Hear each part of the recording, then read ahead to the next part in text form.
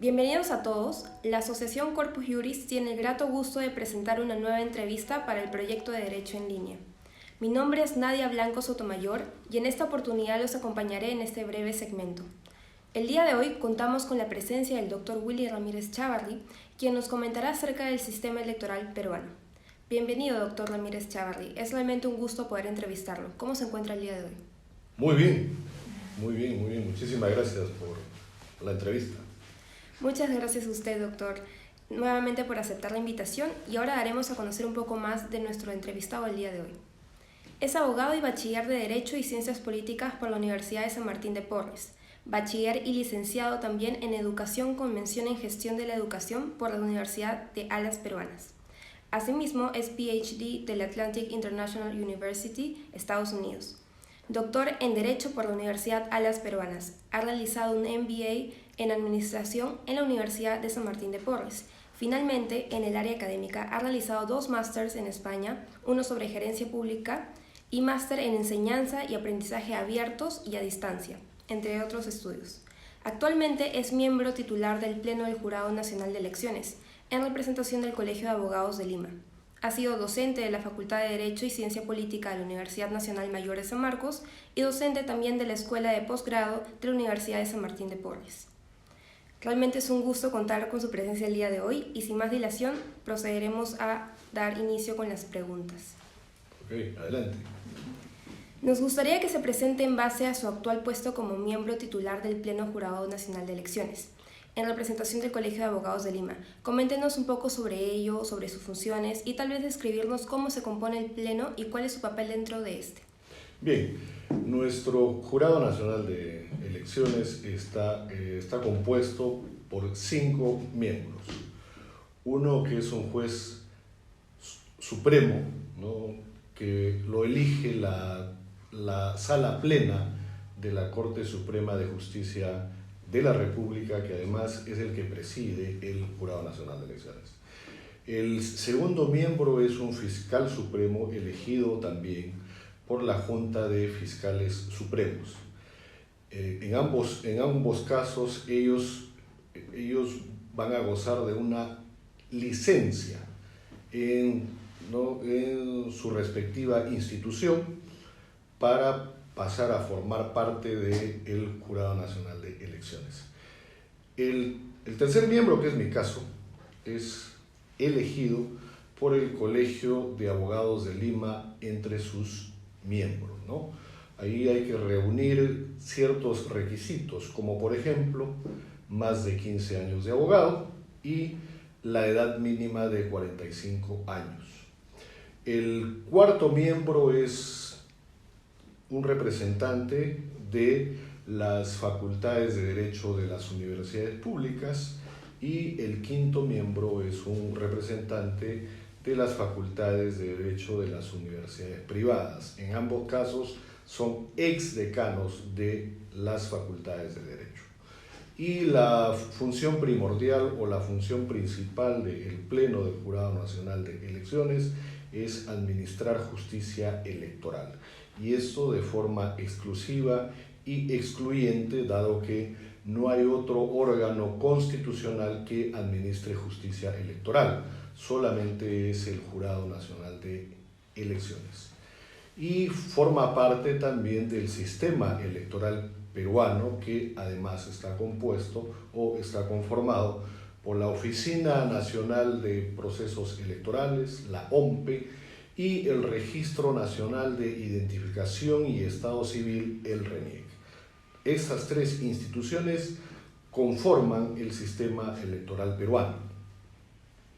Muchas gracias por su respuesta. En relación a lo que acaba de mencionar, me gustaría saber si es que podría explicarnos la función del Jurado Nacional de Elecciones dentro de este sistema y cómo es la relación que tiene con las otras entidades.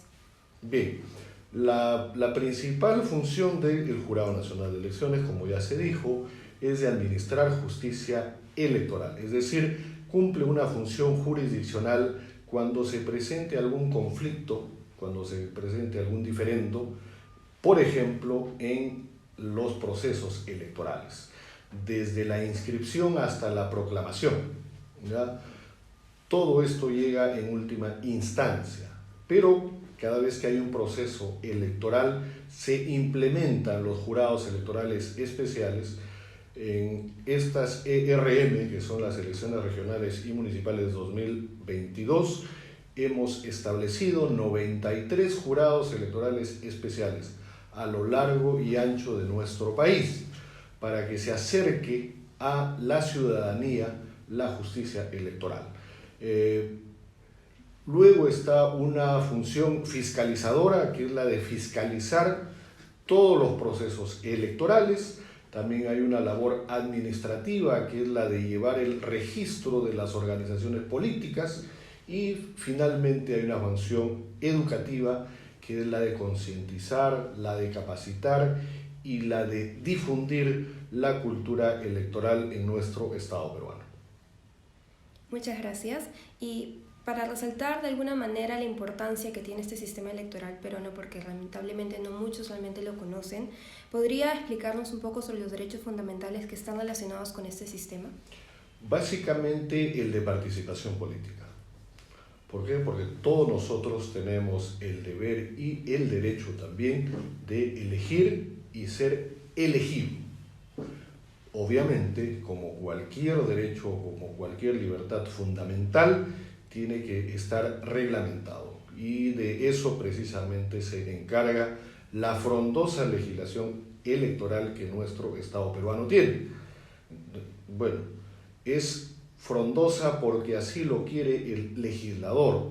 Hay una serie de normas sueltas, superpuestas, interpuestas en algunos casos, que en cierta manera dificultan una correcta administración de justicia y una correcta tarea administrativa, y esto también dificulta el proceso de la inscripción, por ejemplo, de las listas por parte de la ciudadanía.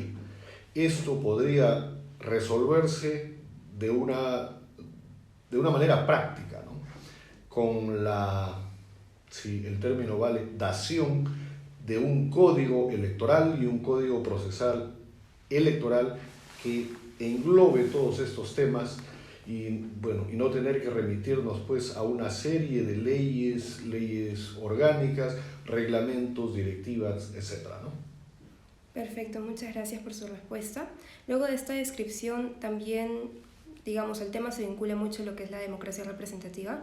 Me gustaría que, por favor, explicar un poco sobre ello y sobre los elementos mínimos que la componen, y justamente relacionándolo con la función que tiene el Jurado Nacional de Elecciones. Bien, nuestra labor y nuestra tarea, como ya se mencionó, es la de fiscalizar los procesos, y cuando el Ejecutivo hace una convocatoria a elecciones, lo que nosotros establecemos es un cronograma electoral. El año 2021 pasado se realizaron las elecciones generales, ¿no? Para presidente y vicepresidentes, para congresistas de la República y para representantes ante el Parlamento andino. Esta, aunque parezca mentira, es la más simple elección que hay.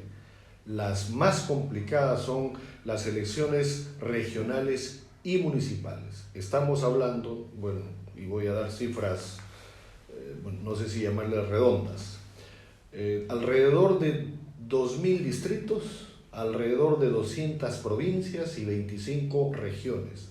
Entonces, imagínense ustedes, si este número se multiplica por el número de listas que se presenta a cada circunscripción, por el número de integrantes de cada una de las listas, estamos casi cerca de los 100.000 participantes en este proceso.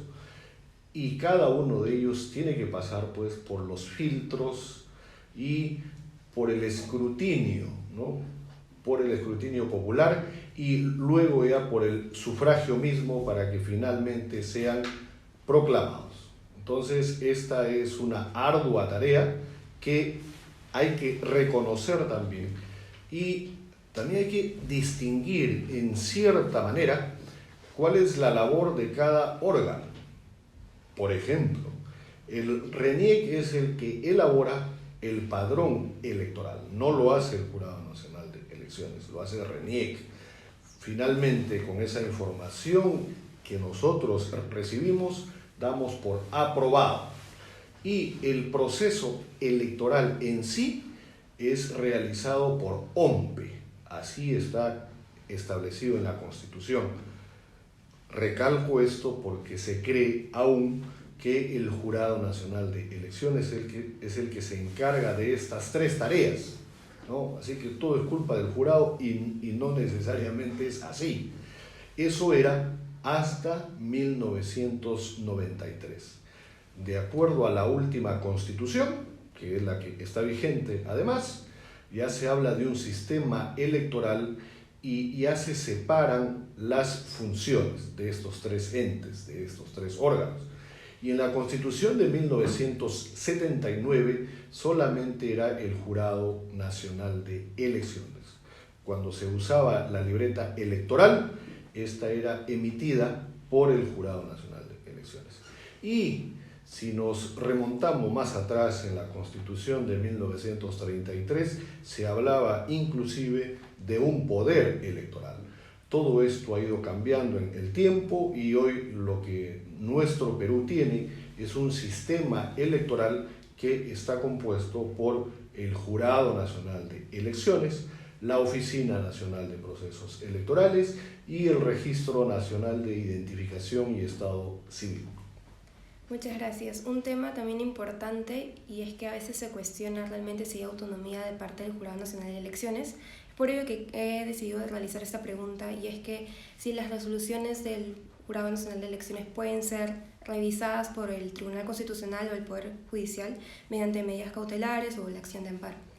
Esa es una mala práctica en realidad y desde mi punto de vista, y ojo, suscribo lo que digo. Y esto no tiene por qué involucrar al Pleno. Es mi punto de vista. Se hace mal uso de los procesos constitucionales, como es el caso del amparo, para intentar, ¿no? Para intentar torcer la voluntad o lo resuelto por el Jurado Nacional de Elecciones. Nuestra Carta Fundamental es muy clara, es muy precisa al indicar que la única autoridad o el único órgano que puede administrar justicia electoral es el Jurado Nacional de Elecciones. Ahora bien, si cualquier ciudadano considera que se le ha vulnerado un derecho o una libertad fundamental, tiene expedita la vía para iniciar un proceso constitucional. Pero en casi todos los casos, estas son rechazadas. ¿Por qué? Porque está establecido que es el JNE la única instancia, el único ente constitucional que realiza este tipo de administración de justicia. Entonces, hay un mal uso también de las medidas, ¿no? En donde se nos ordena en algunos casos que se inscriban candidatos a pesar de no cumplir con los requisitos establecidos por ley, sobre texto del derecho a la participación política, ¿no? Como hace un instante mencioné, ningún derecho o libertad fundamental es absoluto. Se tiene que normar, se tiene que reglamentar y de eso precisamente se encargan las leyes de desarrollo constitucional. Ahondando un poco más sobre este tema, me gustaría que mencionara, por ejemplo, cuáles serían las consecuencias de permitir que se revise este tipo de resoluciones por parte del PJ, porque justamente es muy probable que sean las consecuencias negativas las que han llevado a que la Constitución justamente diga lo que usted ha mencionado. Sí, hay algunos casos en donde estos mandatos judiciales, porque es un mandato, ¿no?, son inejecutables por el principio de preclusión. En materia electoral, bueno, y esto viene del procedimiento administrativo general, hay pues el principio de preclusión, lo que quiere decir que lo que ya culminó ya pasa a otra fase, a otra etapa y no se puede volver atrás. Por ejemplo, ¿qué pasaría si hoy se nos dice que hay que inscribir a una lista. Entonces, ¿en qué momento pasa por las tachas? ¿En qué momento pasa por las excepciones? Entonces, estaría en una seria desventaja, o en este caso ventaja en realidad, frente a las otras listas de candidatos que sí han pasado por ese filtro. Entonces, ahí hay que tener bastante cuidado, ¿no? Bastante cuidado, y ver qué es lo que realmente se tiene que resolver, ¿ya? Porque no se puede ir tampoco más allá, porque ya sería pues un extra petita o un ultra petita, ¿no? Perfecto, muchas gracias por la información, muy interesante lo que nos comenta. Y ya casi para ir cerrando la entrevista, ¿podría explicarnos cómo funciona el Jurado Nacional de Elecciones en cuanto al pleno? ¿Hay alguna otra instancia o hay instancias inferiores? ¿Nos podría comentar un poco sobre A ver, hay dos grandes campos, hay dos grandes áreas en realidad. Una que es el área jurisdiccional, en donde la máxima autoridad es el Pleno del Jurado Nacional de Elecciones, que ya vimos que está compuesto por 5 miembros y que además cuenta con una Secretaría General. Y en la parte administrativa está el presidente del Jurado Nacional de Elecciones y está debajo la Dirección Central de Gestión Institucional, que vendría a ser una suerte de gerencia general, y luego están las direcciones generales, que ya son los órganos de línea, ¿no? Perfecto, muchas gracias. Y finalmente, ¿nos podría dar algún mensaje o recomendación para todos los peruanos que dentro de muy poco tiempo tendrán que elegir a sus representantes? Sí, que hay que sopesar cuáles son las propuestas de los candidatos y también hay que ver si estas son propuestas viables, son propuestas factibles y por qué no decir también que estas sean coherentes. Porque hay algunos candidatos que hacen propuestas incoherentes, aunque parezca mentira, ¿no? Ofrecen el oro y el moro, como se dice, y cosas que no van a poder cumplir. Eso por un lado. Y por otro lado, reiterar que el Jurado Nacional de Elecciones y el sistema electoral peruano otorga legitimidad de origen. Es decir, voy a poner el ejemplo de la universidad. Lo que nosotros entregamos es el título de autoridad, ¿no? En el caso de las universidades es el título profesional. Lo que usted haga después con ello ya no es responsabilidad ni de la universidad en el caso del título profesional, ni del Jurado Nacional de Elecciones en el caso de su credencial. Y para esto hay otros mecanismos que la Constitución y que las leyes establecen. Ejemplo, el de la vacancia, el de la revocatoria, entre otros. Perfecto, así que hay que votar con responsabilidad y no estar echando la culpa después a nuestras instituciones por lo que nosotros mismos hemos decidido. Perfecto, un mensaje muy reflexivo y creo que muy necesario en la actualidad. Y bueno, con estas interesantes palabras damos por finalizada la entrevista. Agradecemos nuevamente por la destacada participación del Dr. Willy Ramírez Chávarri. Muchas gracias a todos nuestros oyentes. Recuerden que pueden seguirnos en todas nuestras redes sociales con el nombre de Corpus Juris. Actualmente nos encontramos en Facebook, Instagram, LinkedIn, Spotify e eBooks. Esto ha sido todo por esta semana. Hasta el próximo episodio.